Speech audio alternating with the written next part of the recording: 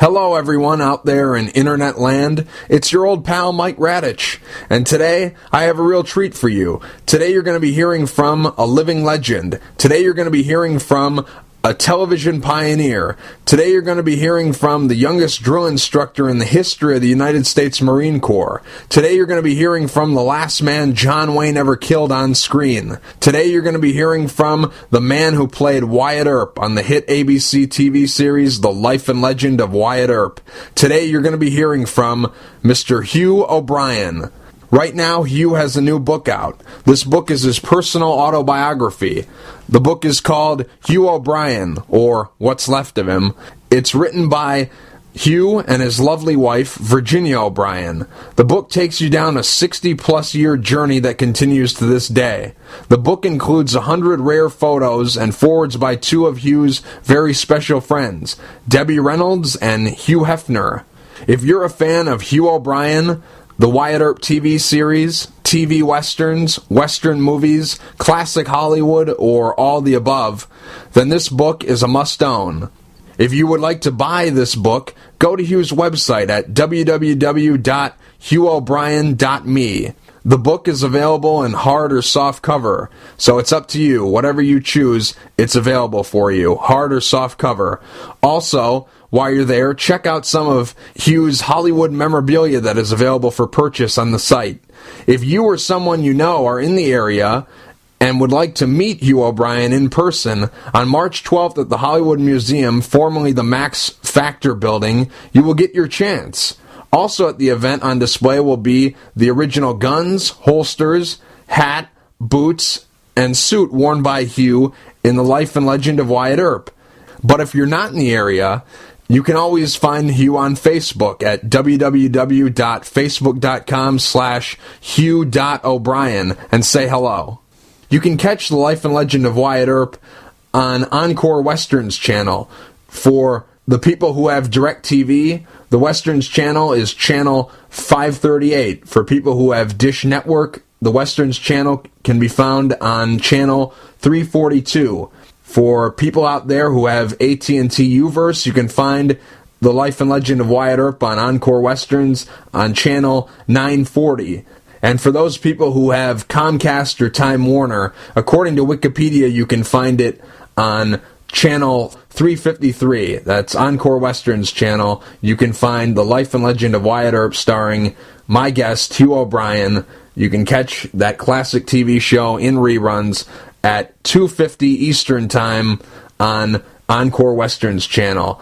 And if you have Cozy TV, you can catch a full hour of The Life and Legend of Wyatt Earp starting at 8 a.m. Eastern, 7 a.m. Central. You can find The Life and Legend of Wyatt Earp, a double dose, back-to-back episodes, a full hour of The Life and Legend of Wyatt Earp on Cozy TV. Now, I don't have Cozy TV, so I don't exactly know what the channel is for that station, and I looked on the internet and it didn't exactly tell me what the channel was, so I'm not sure exactly what channel Cozy TV is, but the show plays on that station as well. So you can find Hugh as Wyatt Earp on two different stations, first Encore Westerns and then also Cozy TV. Now to the interview. This interview is sort of a taste test, if you will. We're taking you to Baskin-Robbins and we're giving you one of those little pink spoons. We're just giving you a taste test here. If you want to go and get that double scoop of mint chocolate chip or cookie dough, buy the book. This is just scratching the surface. We're only digging so deep. We're just giving you a little taste of what's to come in Hugh's book. So go out, buy Hugh's book. If you love what you're hearing in this interview, we're just scratching the surface with Hugh O'Brian. We're talking to, like I said, a legend. We're talking to a TV pioneer. We're just scratching the surface. This man has lived quite a life. He's done TV, movies, Broadway, and that's just a quarter of what he's done. He's had such a fascinating life before, during, and after the Wyatt Earp series. Before, during, and after he began acting. He's had quite a life. So sit back and enjoy my interview with Hugh O'Brian. And if you enjoy this interview, once again, check out his book. The book is called Hugh O'Brian, or What's Left of Him. It's his personal autobiography. It's straight from Hugh O'Brian. I know there's been some books in the past that have been written about Hugh, but this is straight from him. It's 100% authentic. It's right from the man himself, written by him and his wife, Virginia O'Brien. Like I've said before, it's 100% authentic. It's 100% official. This new book, Hugh O'Brian, or What's Left of Him. In this interview, we touch on many different topics. He's brave, he's courageous, he's bold.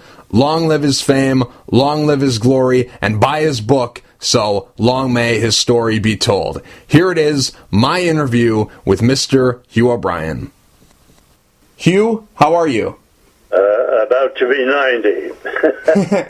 I've had a absolutely fantastic life, and very, very proud of getting to know some of the great leaders around the world, and traveling a great deal, and enjoying the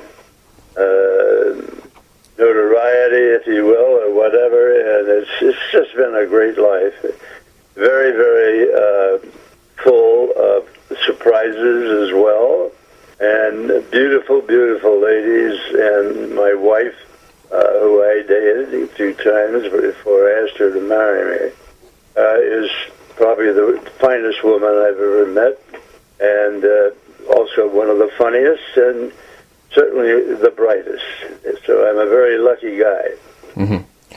Hugh, today we're going to be talking about your new book, but before we start talking about the book, I want to touch on some of the things you've done over the course of your career. I want to stick to mainly the Westerns that you made over the course of your career. I don't want to dive in too deep because I want people to buy your book. So I'm just curious. Now, you've worked in many different genres. You've done things outside of Westerns, but you're best known for playing a character on a Western TV series, and the character you played, he lived in the Old West. So I'm just curious, is your favorite genre to work in, is your favorite thing to make a Western? Well, it certainly was one of the leading Western series on television, if not leading one. Mm-hmm. But there were some great shows out there, Gunsmoke, Maverick, and I got to know the guys that did those roles. Every single one of them was, in my opinion, a wonderful human being, and that's part of success. I mean, having the notoriety of being a series or films or whatever is one thing. Having people, after you see them, say, gee, that was a nice guy, that's the most important thing in my book. Besides playing Wyatt Earp, what's your favorite role that you played in a Western TV series or movie that you made? Well, there actually is no question. There were quite a few of them that I did, including the Gene Autry show when I first started in the business.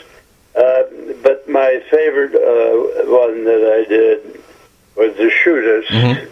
because it was starring my favorite person, not just as an actor, but a human being, and that John Wayne, the Duke. And he was just a wonderful guy, and down to earth, and showbiz, but he was able to go way, way beyond that identification in terms of people that got to know him, I think. Whenever you meet your fans at film festivals or just out on the street, do they always come up to you and say, hey, I know you, you're from The Life and Legend of Wyatt Earp, or hey, I know you, you're Wyatt Earp? Do they always bring up Wyatt Earp, or is there another role or movie or TV show that you did that fans come up to you and say, hey, I know you, you're from that? Is it always Wyatt Earp, or do some of your fans bring up other roles that you did? You know, the Wyatt Earp series, of course, was high on the list. Tremendous audience, which was, no matter where I went, people would even show up at the train station or at the airport. And I always had about 4 or 5 people that would be happy to take me in their car from the hotel or wherever I was appearing, and I obviously could only sit in one, and then the others would follow and jump out and help with the luggage and all that. It became embarrassing, to put it mildly, that there was so much attention. But the Wyatt Earp series, of course, is one thing. I also did the first thing I ever did was with Gene Autry, and that was pretty funny because I had ridden horses before, but never a Western stud who were trained to do certain things. And one of them is, as soon as you climbed on board, the horse took off unless you really reined him in. And the first scene I had with Autry is we come running out of the jail to chase some bandits that we heard were in town. And he jumped on his horse, I jumped on mine, and I was so eager, I jumped into and out of the saddle. I jumped all the way over on the other side. So luckily I wasn't hurt, and I sure as hell didn't blame the horse. I just gave him a big hug. His name was Champ, and I used that same horse in quite a few films. But it's a tremendous business, but you really have to know how to handle it. And of course the question is why? Well, why is because it's very much of an ego-generating occasion in one's life, and people are always patting you on the back and telling you how great you are and so forth and so on. Anyway, it's been a great life. I've met some very fantastic people around the world, including the King of Iran, and I dated the Queen of Iran, who divorced the King, and I dated her for a while, about a year out here in Los Angeles, where she wound up coming to. And then when I was next time I was in Europe, I went to Iran and paid my respects to the king, the Shah of Iran, and he couldn't have been nicer. The film that we did, or whatever the special was, the Queen and the Cowboy, that was kind of kicked around a few times. And that was also the headline in several magazines and so forth. She was a wonderful lady. She really was, very down to earth, and you would not know, nor did she act like a queen. Okay. I see. Anyway, other things in Detroit. Cold. Cold. Yep, cold and a lot of snow. But okay. I was raised in Michigan, in Grand Haven. Okay.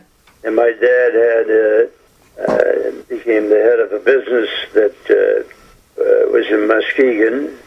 And when I got older, I used to really enjoy the ride from that part of Michigan around the lower tip of Lake Michigan into Chicago. And basically my dad was wound up in Chicago. It made the head of the marketing end of the business of Armstrong, and we lived in Chicago, and first at the Stevens Hotel, and that was great, and then to Evanston, Rogers Park, then Evanston, and then my dad bought a home in Wilmette, and I went to Stolp Grammar School, and then I went to the grammar school in Evanston, and then New Truro High School in Winnetka.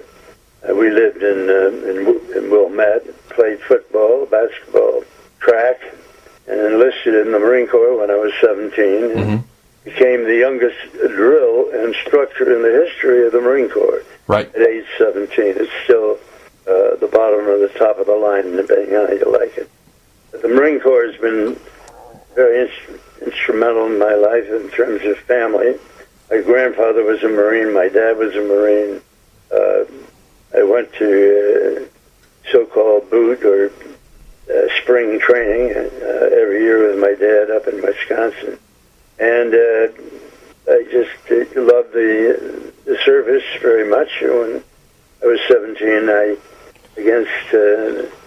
tried to go in when I was 16, but my dad wouldn't sign the papers. He wanted me to finish school.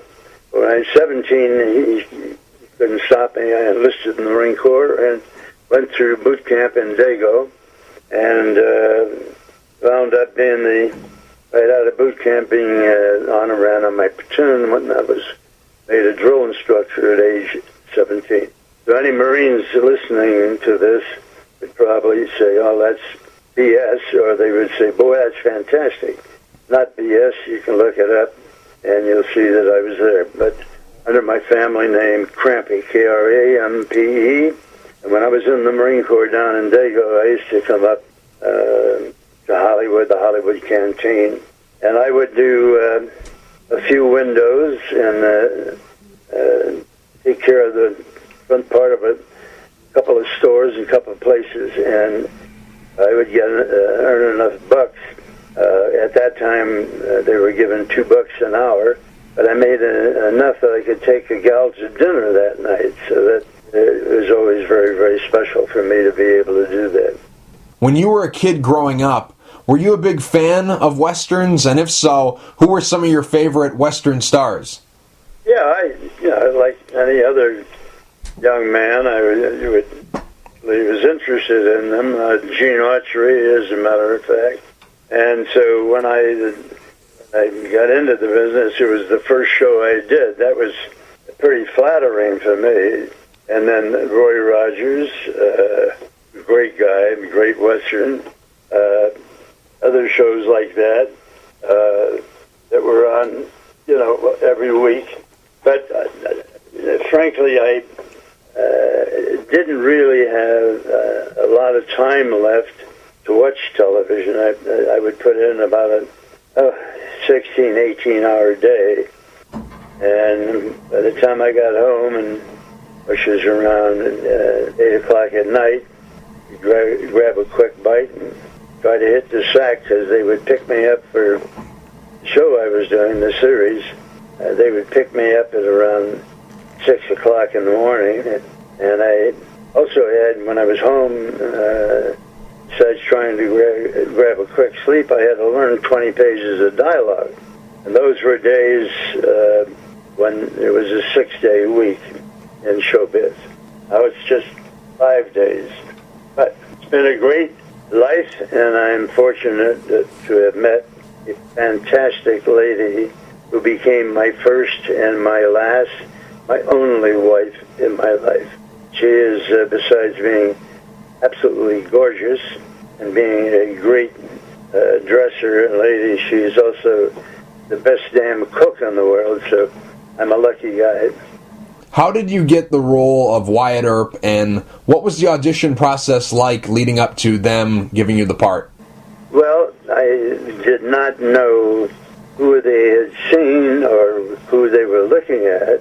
I didn't really have time, nor did I worry myself about that. I did find out that they were looking at top actors in the business, and the gentleman by the name of Stuart Lake wrote the book on Wyatt Earp. He had met Wyatt Earp, and I, of course, read his book.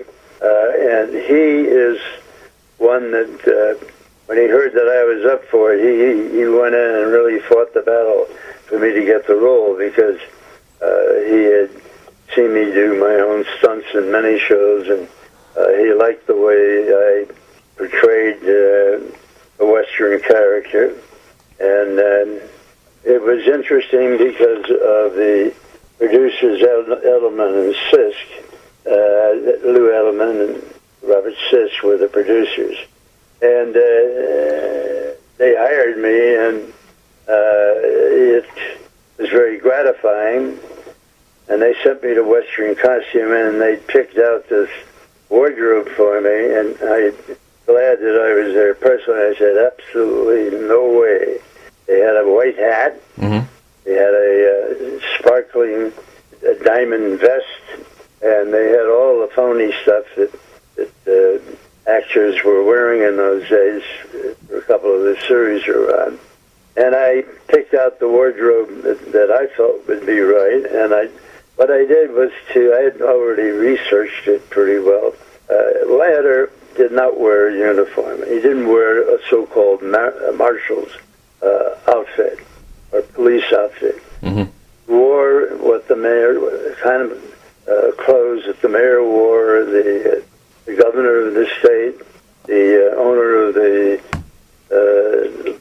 saloon, the Long Branch Saloon. In other words, it was a business suit of the day back then, and the producers were kind of upset to begin with, but then when we went on with the show, I said, either we're authentic stuff, we either do authentic dialogue, or you get yourself another guy. Mm-hmm. Anyway, I got the role, and the first show came out, and it really hit a chord with the general public out there who were now looking at a authentic reproduction of a Western era and hero, although they didn't think of them as heroes back then. They were just the marshal or the sheriff or whatever. But that's just like today. Well, I don't quite know how to say it, but they're watching it on what they call the Encore Western channel. Right. And which is part of DirecTV. Mm-hmm. It's on every day from 1 to 2. The show, they can do 2 or 3, 4 of them back to back, but it was a good hour. And it was called Cozy, C-O-Z-I, was as what the station is known as. Again, it's part of DirecTV. And I got to tell you, I look at it every once in a while and laugh my head off to see what I did when I was, 20, 21 years of age, whatever it was at the time. All the wonderful people that I worked with, that I met, Spencer Tracy as an example, Ida Lupino. It was, just a great, fun life for me, and I was, smart enough, let's put it this way, that I didn't let the ego weigh me down. And I just had a lot of fun traveling around and doing appearances. And whenever I did those, I would, meet with Marines, whatever good I could be in the community. I would talk to Rotary. Rotary is one of the best views, let's put it that way, one of the best organizations that gave me the honor of the Upfront page, which is about 5 or 8 pages into every Rotary magazine. It's called Upfront. They gave me the full page and a very, very nice story. And I do Rotary along with other service organizations wherever I go. And it's a fun way to meet, and really a smart way to meet the leadership in that part of that state, in that major city. Detroit, of course, was certainly one of them.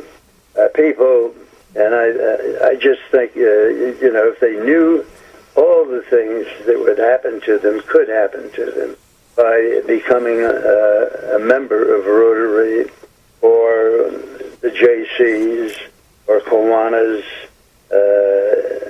Those are super wonderful ways to meet the kings and queens of a geographic area you're in. On the show, did you do a lot of your own stunts? I was happy to do as many of my own stunts as I could do, but I would let the stuntman choreograph a fight, or whatever you want to call it, brawl, and then he would certainly get paid, and then I would volunteer to do it if I felt that I could. Mm-hmm. And I did some pretty stupid stunts in my time, going off running a horse and and riding a water buffalo in a irrigation ditch. Some things that were just unbelievably stupid to try to do, but I did want to and became known for it. I think I'm the only guy living that ever roped a rhino off a horse, and I faced this guy, found out which way he hooked, and came up from behind him as he was running, and threw the rope, the lasso, over his neck, and I was close enough with him to the woods and that were there, and he ran into the woods, and I jumped off my horse and ran with him, and I just picked out a big trunk of a tree and started going around the tree, and finally he chased me, and he finally wrapped himself to the tree. So that's interesting to see, especially knowing there wasn't a stuntman that did that. But he got paid for doing the choreography. Mm-hmm. Right. Another film that I did, which has all of those kind of things, stunts in them, and it was called Africa, Texas Style. Right. And it was called, also called Cowboy in Africa, in which he was brought down there by a rancher to rope some of the animals that were eatable, reindeer, whatever. And the bottom line is that I roped them, and then I would take them into a corral. And whenever I was near the corral, they would all come over to the fence, wooden fence, and they'd want me to pet them. So they all became friends. And one of my best friends, and do you have a series of pictures of me in any of the roles? Yeah, Hugh, I have many pictures of you on my computer. What picture are you talking about so I can look it up? The one where the python is wrapped around me? Yeah. Okay, that guy was not in the script. He was not planned. I was going after a reindeer or whatever it was that I was trying to capture with my lariat, my rope, and this guy fell out of a tree on top of me, knocked me off my horse. The horse panicked, ran away, and about 50 feet further, he stepped in a hole or something, broke his leg, and they had to kill him. But anyway, this guy wrestled with me for a few minutes, and the crew came, and they were able to unwind me from him, and they kept him, and about the second or third day, he somehow got himself out of the snake pit or whatever they had him in, and wrapped himself around me, and you'll see the picture, and I don't think anybody else in the world ever went around with a python, wrapped around them. Right. It was considered quite abnormal. Right. I enjoyed doing the stunts. I felt it was something that I really couldn't do or shouldn't even try to do, and then I would not do them. And I think one of the toughest things I ever did was in The Shoot Us with John Wayne, and my character's a faro dealer. The guy cheats at the table, gets up, grabs the money, and runs out of the saloon. And I shoot him as he's going out, and then I saw that Wayne had, the bartender was Wayne, John Wayne, the Duke, and he had a gun that he was going to use or whatever. Anyway, I got off a couple of shots at him and ran over to the bar, the corner of it, and came around the edge of the bar, and his character shoots me between the eyes. Right. And the director wanted to know if I could actually do it, if I would be willing to do it, and actually come around the corner of the bar and have the rifle marksman that handled the guns on the show shoot me with a pellet gun, and you actually see the pellet hitting the forehead. And I looked at him, and I looked at his rifle, and I looked at the corner of the saloon, and I said, let me try it. First of all, I got to put some marks here. And I saw where they wanted me to come around, and it was at knee height. In other words, I was kneeling as I all around the end of the bar to try to shoot John Wayne. And as I do, as my head comes into focus, stuntman, the marksman, shoots me in the forehead. Actually, you see the bullet hit. It's a pellet, and so they didn't have to fake that. But I had to be within an eighth of an inch of the exact mark that he was going to be aiming at, because as soon as I came around, he shot, and I had to be very, very, very accurate. Otherwise, the bullet would wind up in my eyes or whatever. And we did it once, and we got it right once. And it was kind of a tough thing to make a decision to try it. But I did, and sort of became a hero on the set type of thing. But next time you look at it, right, the shootist way, you'll see that scene, and do know that it was actually done by me, and with a live ammunition that came out of a rifle. On the show, The Life and Legend of Wyatt Earp, you wore a few different outfits. Did you have a favorite outfit to wear on the show? Yeah, the jockstrap they gave me to wear. What? The wardrobe was a big deal in that show.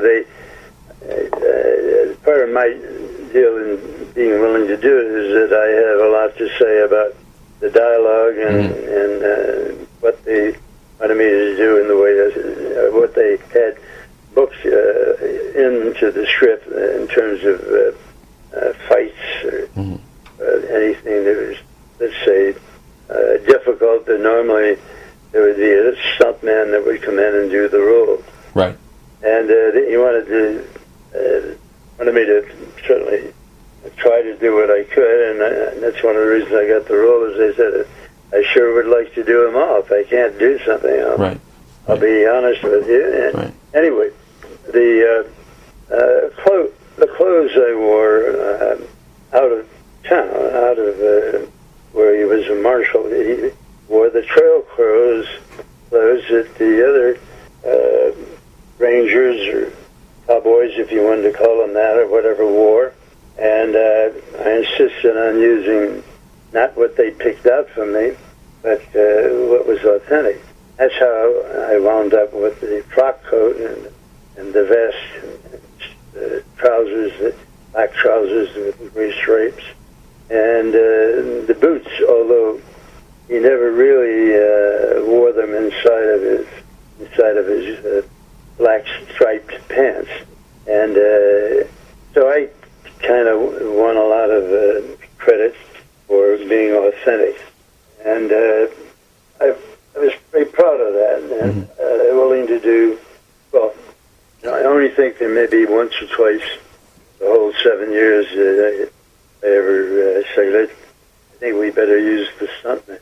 I made sure that they helped choreograph it again, and that they got paid for having done it themselves. Right.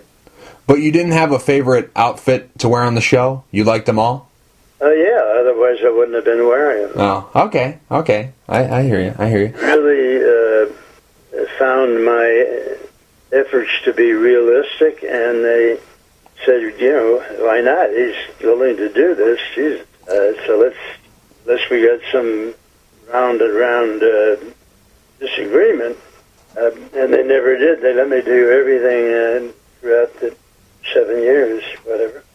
And I was, wherever I went, that show it was very, very popular, and I would do a lot of appearances in different parts of the country, including her great state. And I would wear authentic Western outfit, or if it was going to the Rotary Club for lunch, I might wear it, or I might wear a suit, but never the Autry type or the Roy Rogers type of wardrobe. Do you still have that stuff? Do you still have the costumes that you wore on that show? Do you still have a Buntline special lying around the house? Do you still have any of that stuff from the show? I do have the pistols that I wore in that show. We always had 3 or 4 of each of those, because if one got lost or one got became missing during the shooting, you couldn't very well do it without the guy wearing what the script called for. And I went down to Western, and I think I said this, and what they had picked out for me was just not logical for the authenticity that they wanted on the show. So what you see me wearing on the show is authentic. It's the kind of wardrobe, again, that the judge or the mayor or whoever, businessman in town, what they wore. And of course, when he went on the trail, he wore trail clothes. It was a great show and rewarding to do. It really was. Made me feel very special by letting me do my own stunts and things like that. And we became known for that. There were a lot of magazines that did stories about that, and then the cover of the book. And newspaper story, they do a cover in Parade magazine or Time magazine.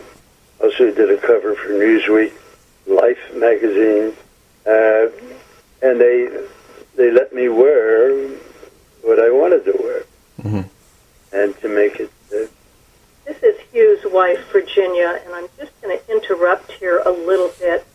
First of all, back to the Wyatt Earp costume. Yes, Hugh still has that great Wyatt Earp costume, the hat and the vest and the frock coat, but we just yesterday lent it to a museum to have an exhibit starting March 13th. It will be at the Hollywood Museum. Okay. A whole Wyatt Earp outfit will be there for the public to see for about a month or two. There's also a book that I wrote, which is out now, and I'd sure like people out there listening to this to take a look at it.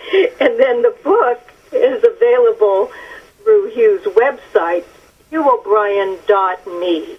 Just all lowercase, no apostrophe, HughO'Brian.me. Or Amazon.com, BarnesandNoble.com, or ask your local bookstore if they have it. It's also on, you can pull me up on Facebook as well. And that, I got to tell you, has been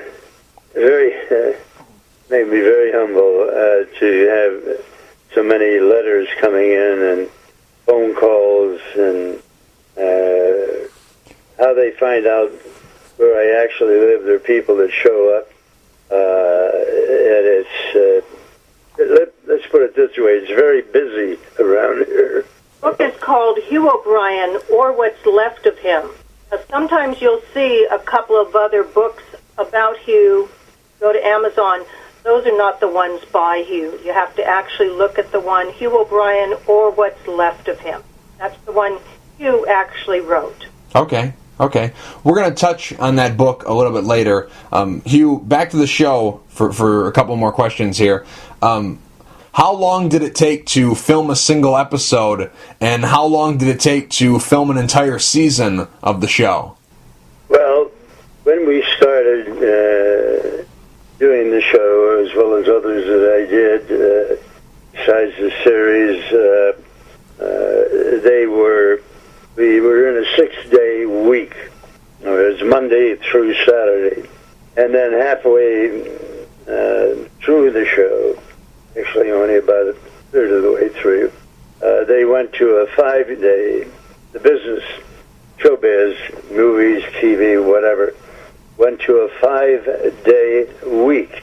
And the producers said, okay, you guys want a 5-day week, you're going to do 2 shows in 5 days. You're not going to have the Saturday. And so it became really, especially in the beginning, to get used to it. They'd pick me up in the morning at around somewhere between 6 and 7, where I was living in the Sunset Strip area, Hollywood, and had a little apartment there. And they would work me, I would work with them all day, and I'd get home at night, if I was lucky, by about 7 o'clock. Then I'd grab a quick bite, and then try the best I could to learn the 20 pages of dialogue for the next day, and I'd get to sleep maybe at 11 o'clock at night. So I never had, let's say, full 8 hours sleep. And they knew that, so they had a little dressing room for me on the stage. It was a cloth-made little cabana-type little dressing room like they normally have on a stage. And we were filming at RKO at the time, and Rita Hayworth was, that's where she did her show and where she had her offices. And she heard about what they had done, and so did a lady by the name of Lucille Ball, had her show there. And Lucy, I got to know pretty well, and she saw that I didn't have a dressing room, and she said, use mine. I'm going to let you have it to use, because I'm not here working every day. And she shamed them into eventually giving me a dressing room. But right. Where you could have a little privacy, had its own little toilet and a little cot to lay down and sleep on, and a little kitchenette, like a little small, very small apartment type thing. Right. So that made a hell of a difference in terms of my time on the set. I was forever grateful to the beautiful lady Lucille Ball. Now, where exactly was the show filmed? Because in the beginning of the show, you start off in Ellsworth, Kansas, then you go to Wichita, then you go to Dodge City, and then you end up in Tombstone, Arizona. So, where exactly was the show filmed? And also, were these on stages, or were these all on location? Maybe there were a couple of different ones, but the main one became the main one, was Chatsworth, in Chatsworth, California, which is directly north of the Van Nuys, Burbank area, up at the base of the next chain of mountains. And the other area, wherever I went, there was usually somebody there, a rancher or somebody that would say, don't put the guy in that, let him use my ranch or whatever.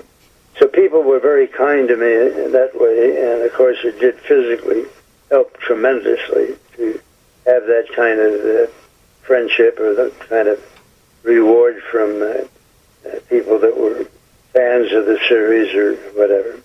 I'm always very grateful also to the stuntmen who, and I had several meetings with him, and I said, guys, I'm going to try to do whatever you put together, but forget that you know that I'm going to try to do it.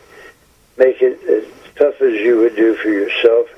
And if I honestly feel I can't make it, you'll certainly know. But I will try damn near anything, and I did.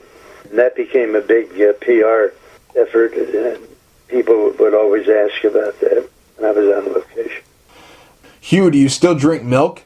Because on the show, you sure drank a lot of it. Yeah, I love milk. What's wrong with it? It's great. It's even better when you put a shot of bourbon in it. Whatever. fortunately learned very early not to become an alcoholic, and that screws up your whole life. I do enjoy beer, wine, but I do it at the proper time and place. I don't do it when it's going to affect an appearance. And of course, that's one of the big deals when you go on location or when you go on appearances around the country. They all normally buy you a couple of bottles of wine, case of beer, whatever. And I would always be very, very, very, very careful not to take advantage of the quantity. Do I enjoy a drink? Yeah, sure. Like anybody else, I guess. Why not? But within reason and something I could handle. I've never been in a so-called drunken state where I make an ass out of myself. At least I don't think I. How about you? Oh, no. I don't touch the stuff. Milk for me. Oh, really? Yeah, I don't drink. I never had a sip. Well, I don't you must drink be married to a beautiful lady, then. No. Still looking for her. I'm still looking for Miss Right, but I'm having fun with all the wrong ones. I'm sure that you are, and take your time. And it makes a hell of a difference to find the right one. I think that's one of the great decisions I avoided making until I met this beautiful Virginia, and she was in business, and she was also turns out to be the best cook in the world, and we dated about 6 months, and then I asked her if she would tie the rope with me, and I was very, very fortunate she didn't say no. Said yes, and we're still together, and she's the greatest thing that's ever happened in my life. Dated for 18 years before I married her. It's a long time. It is. It definitely is. Did we talk at all about the Marine Corps? Yep. We touched on that a little bit earlier. Yep. We talked about that. I'm very, very proud again to be the youngest DI. Yep. Why did the show end? Wyatt Earp, I'm talking about. Why did the show end? And also, how did you find out that the show was canceled? Well, the main way I found out was not to get a check. Oh. The second way I found out is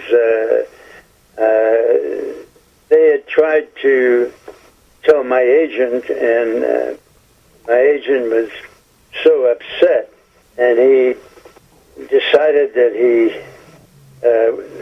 was going to let me to find out the hard way. He didn't want to be the one bringing the message. So on the next day or whatever, whenever I was supposed to do the show that day, they got myself up at the 6 a.m. period or whatever, got myself dressed, ready for a quick bite, and went out on the porch and waited for the guys to come and pick me up, and they never showed up. So I called the show, and they said it's not being filmed here anymore. I said, well, where is it? He said, we don't know. We just got notice that the show wasn't going to be done here. So anyway, I called one of the producers, and I said, what's the deal? He said, didn't your agent tell you? I said, no, what? He said, we've had to cancel the show. We're not going to be able to do it anymore. We've run out of that kind of money. Your Screen Actors Guild and Motion Picture Academy, they've raised the price to a point where we just can't handle it anymore. So that's how I found out. When the show was canceled, were you happy that the show was over because you'd been playing that character for so long? Were you ready to move on and do something else? Or were you sad that the show was over because you loved being on that show and playing that character? When the show was canceled, were you happy or were you sad? I was damn unhappy that we were going to be doing it because I was very proud of it and very proud of its place in the industry. And But I also realized that the costs on it had just dramatically grown, double what the hell we had when we first started. And but I eventually, I was wound up being put in a bunch of other shows, one after the other, right after I became available from Wyatt. So, I mean, it was compensated in that way. But when I went on tour, when I went out to do appearances and so forth, they would always say, be sure to bring Wyatt Earp out. That recognition lasted, well, it's still there, let's put it that way. When I were to do, well, like the other day, did the Rotary appearance, I do as many Rotary clubs as I can across the country. I'm very proud to have been in the March issue of last year.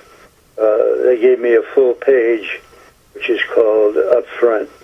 There's a full page of old Hugh O'Brian in current day casual clothes. And I'm just very, very proud of the kind of legend that I guess we still have, still recognized for. Again, let me just say it, I'm very, very proud to have done the show. Proud to see that young kids that are now in their 30s, 40s, 50s, 60s, 90s still recognize me and come up and want to shake my hand or whatever. And especially the beautiful ladies who want to give me a hug. So at my age now, about to be 90, I'm damn near hugged out. Was that a good paying job, playing Wyatt Earp on TV at the time? Because now, if you're on TV, if you're on a TV show nowadays, you're making a lot of money. Was that a good paying job? Like, with inflation now, is it the equivalent to what actors are making now, what they were paying you back in those days when you were playing Wyatt Earp on TV? Was that a well-paying job? No, it was not. Not the kind of money that Clint Eastwood was making or some of the other Western stars. But that I felt was handleable because I felt the show could be a great success, and with that would come an increase in salary, and that's what happened. And then, of course, the big money came from when I did appearances around the country, around the world. I had the fun and pleasure of doing the Palladium in London, as an example. I did it 3 different times, and that paid a small fortune. That's the big auditorium that they have in London. But it was also great because they took care of my room and board, and I stayed at the Dorchester Hotel, which is one of the great hotels on this earth, and it's right across from the big, beautiful park. And anyway, I love doing shows in Paris, Moscow, Tokyo, Philippines, Korea, both North and South Korea. Mm-hmm. But anyway, it's been a really fantastic journey around the world in terms of people and things that I love seeing, that I've read about or whatever. And Virginia, my dear lovely lady, my wife for life, and I are going to, we're in the process right now of booking our flight and our transportation around the world. We're going to take 2 years off and start by ship in Normandy and across the Pacific, and then by train, and by bus, by foot, whatever gets us to the next part of this beautiful world of art. Mm. Okay. And by the way, I did a film called Space in the Age of Aquarius, and if you can get a copy of that, please take a look at it. I'm a very much of a space nut. Like I was years ago, I still am. Let's talk about your book. The title of your book is Hugh O'Brian, or What's Left of Him. This is your personal autobiography. I'm just curious, who came up with the title for this book, and also, why is this the title of the book? I did. And I felt pretty humble in doing it. I mean, several people over years have suggested that I do. And so anyway, I sat down about 2 years ago and started to, 2.5 years, and started writing. And it was the toughest thing in the world I've ever done, is to talk about myself and all the different things that are in there. But I finally got it done, and my wife finally said, okay. And then the publisher of the book, one way or the other, she had me take it around to different events and things like that. The book shows, and her name is Sharon Hara, H-A-R-A.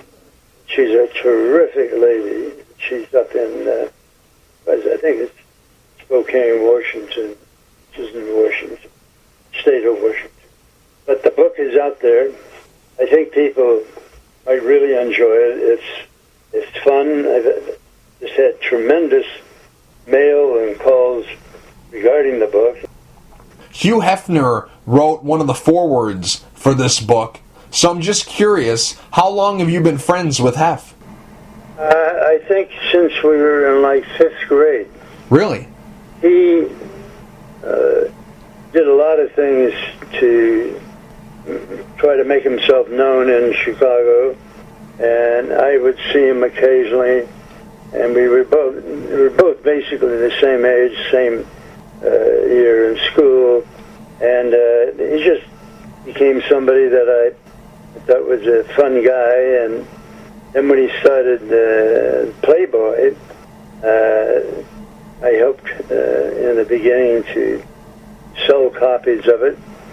Just a couple more questions before I let you go, Hugh, and I really appreciate you being so generous with your time. I know this has been a very long interview, but just a couple more questions.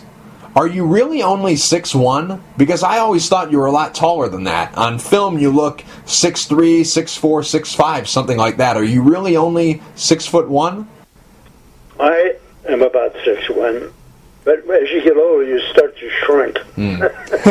Okay. But I'm still 6 feet or whatever. Okay. It's what you do with it, how you handle it, and how you present it. Right. We're all given the same kind of gifts to begin with. You're in one of my all-time favorite photos. My favorite picture in the whole wide world, anything, my favorite picture is a picture of you, John Wayne, Clayton Moore, Chuck Connors, Clint Walker, Michael Ansara, David Carradine, and Jack Kelly. It was taken at the ABC Silver Anniversary Celebration. Do you remember this picture? Of course I do. As a matter of fact, I'll sign one and send it to you. Really? Is your dad still living? Yep. How about your mom? Yep. And do you have children? No, I'm only 22, so no kids yet. You're only 22? Yeah. Really? Yeah. You sound like you're 42. Yeah, I'm a very big fan of yours. I watch you all the time. I watch the Wyatt Earp show on Encore Westerns channel. I watch you all the time. I'm one of your biggest fans. I guarantee you, under the age of 30, I'm your biggest fan. If you're ever out this way, please come say hello. Okay, will do.